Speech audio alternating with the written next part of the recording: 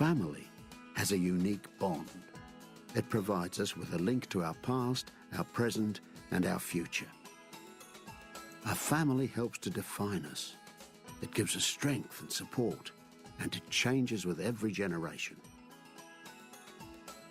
Since its inception in 1949, the Commonwealth family has grown to include countries large and small from different continents with peoples of every religion and race. Today, for a third of the world's population, their family is the Commonwealth.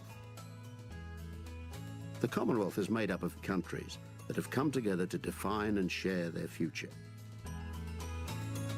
The Commonwealth works as a family. It has grown as a family. As in a family, everybody has equal time, irrespective of age. So in the Commonwealth, everyone has equal time and equality. Family values apply to the Commonwealth because it works like a family and thinks like a family, and because it's all about individual people and advancing their interests and rights. The Commonwealth Secretariat, based in London, was set up in 1965 to respond to the needs and aspirations of Commonwealth countries, collectively agreed by heads of government every 2 years. Staffed by people from over 30 of its member countries, the Secretariat works to support democracy and human rights, improve governance, resolve conflicts, and assists Commonwealth countries with sustainable development projects. Through advice and technical assistance, training and policy development, the Commonwealth Secretariat makes a big difference to people on the ground every day.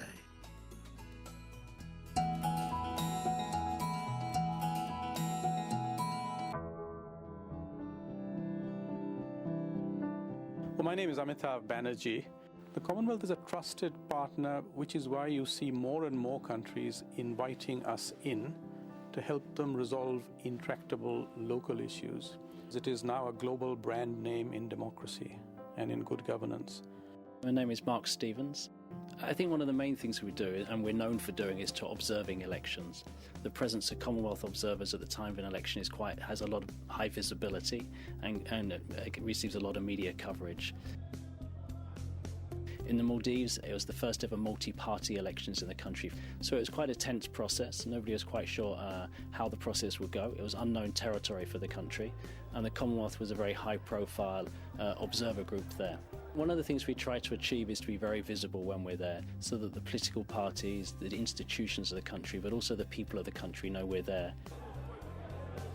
And the thing that the observer groups are always struck by at the very local level, the people on the ground in villages and towns, is the amazing patience and capacity for tolerance that the people show, often queuing for many hours to cast their vote.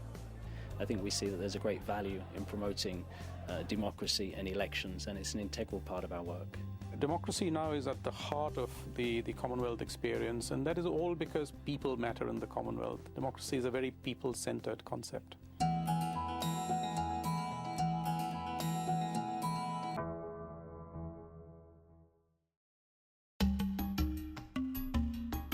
One key area of focus is youth development.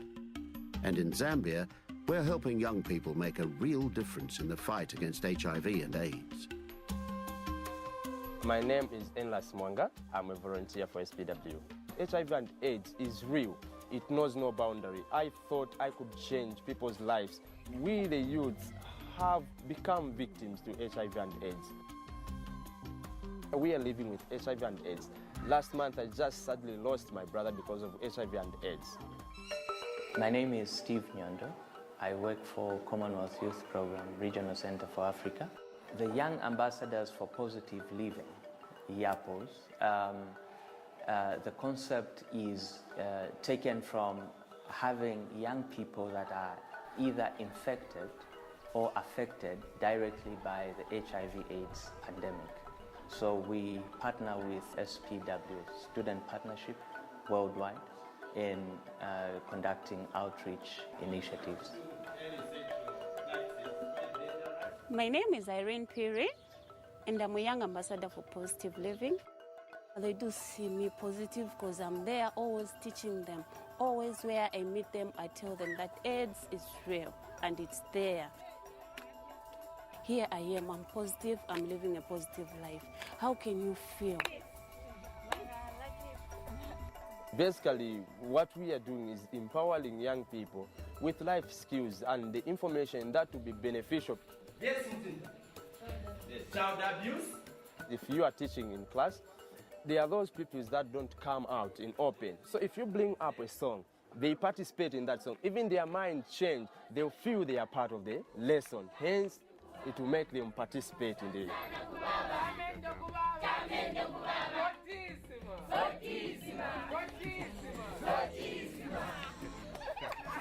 2 or 3 at least in a class, others they were born mother-to-child transmission. They were born with HIV.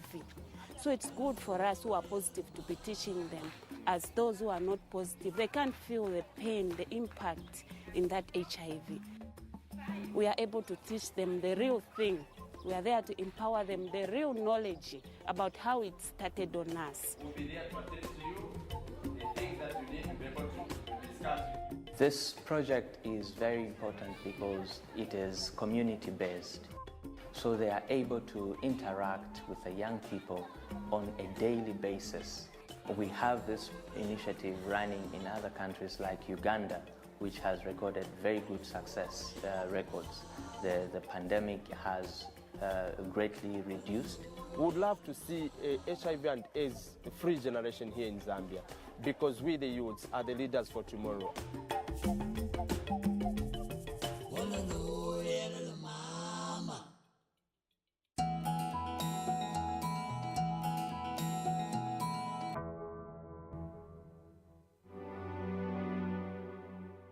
In Grenada, after the hurricanes of 2004 wiped out much of the agriculture, we supported rural farmers to recover and develop sustainable, more productive farming.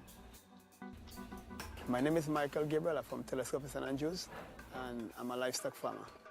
After the hurricane, I lost roughly about 13 head of goat. I lost 2 cows. I see it as a great loss. I'm born in Louisiana. I'm the Chief Veterinary Officer in the Ministry of Agriculture, Grenada. We reached out for help, and then the Commonwealth offered to help us, obviously with some technical input and to have a consultant on Grenada that could help to rebuild the livestock industry. My name is Penel Mwasha. I'm the Commonwealth livestock consultant for Grenada. Before I came here, I was working with the livestock for almost 30 years as in the Ministry of Agriculture in Tanzania. I had to lay down the training program, especially the training of the farmers. If you look at Grenada, most of the livestock products are being imported. For example, 90% of the chicken is imported here, and they could easily produce the chicken. So if you can make the farmer understand how to do the husbandry and the management of these animals, surely we shall improve the productivity and also the livelihood of the families. When I teach them or we do the practical training, they're really hungry for knowledge. I'm trying to develop skills, and I think the training helping me a lot. It's going to make a big difference because all I'm saying is that, whatever you do, you got to have the know-how. You might try yourself, but you could have failure. But when you have the know-how, then you know how to go about with things. We see livestock as regaining its rightful place in the agricultural development. The Commonwealth is one of the key institutions that is assisting us. In terms of a resident consultant, we only have the Commonwealth. So we're grateful for that. I can see the world is one small village now, whereby somebody from Tanzania will come to Grenada and just work comfortably as though he's at home. And I feel it, personally, I feel it that there is a familyhood in the whole thing. And I'm very proud of that.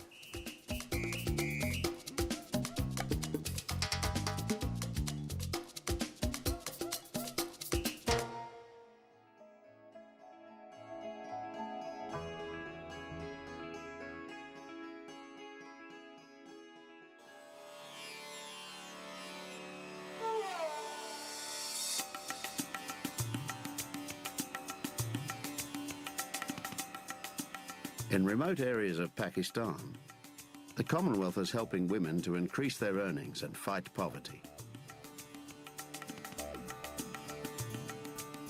My name is Meronisa, and I wanted to learn the skills of embroidery.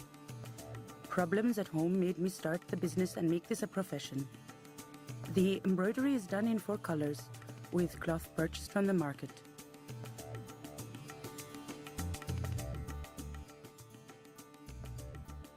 My name is Fatima Kelleher. These women have learnt their craft following a long line of handicraft expertise coming down hundreds of years, and the level of skill is very, very high. It's a standard which we would describe here in the European market as the high end of the textile product.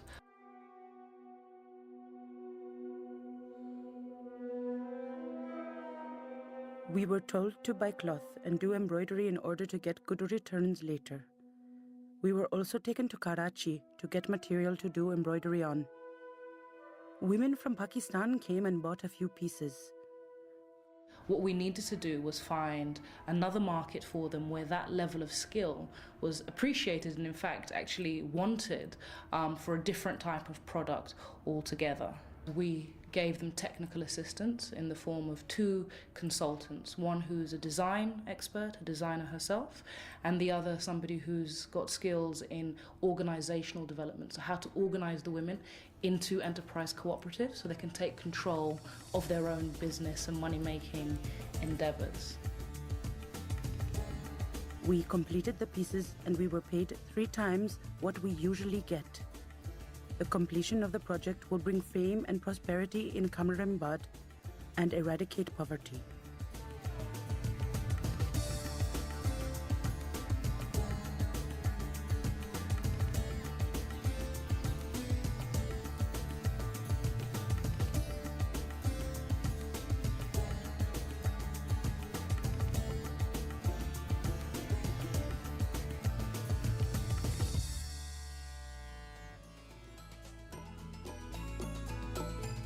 Through projects like these and many others, like programs designed to protect the environment, fight corruption, develop the training and rights of workers, and improve debt management, the Commonwealth tackles today's challenges. The innovative way in which the Commonwealth works is uniquely relevant to the global challenges of the future. I think the Commonwealth may have been an institution which was founded in the last century, but I think it's an institution which was designed for this one. As the Commonwealth continues to grow, changing with every generation, its importance to its members and the world grows too.